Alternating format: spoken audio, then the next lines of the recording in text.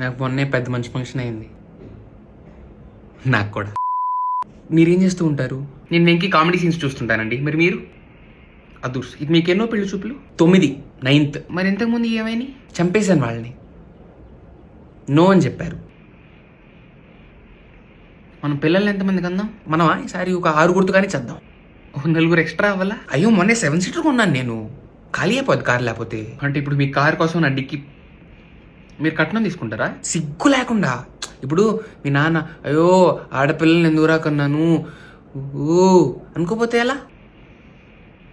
Girl friends కట్టరా. ఒక 10 మంది ఉండేవాళ్ళు ఇంతకుముందు. నిజం చెప్పండి. ఇప్పుడు దాకా అమ్మాయిని ఎప్పుడు ముట్టుకోలే. No problem.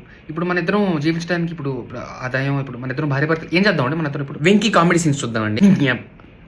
అది కాదు, ఇప్పుడు భార్య భర్తలు అంటే చిరుసగం ఉండాలి కదా, ఆ ఉద్దేశంతో అడిగాను. అయ్యో అంతేగా, ఇప్పుడు మామిడికాయ కోస్తే టెంక నీకు బద్దలు నాకు.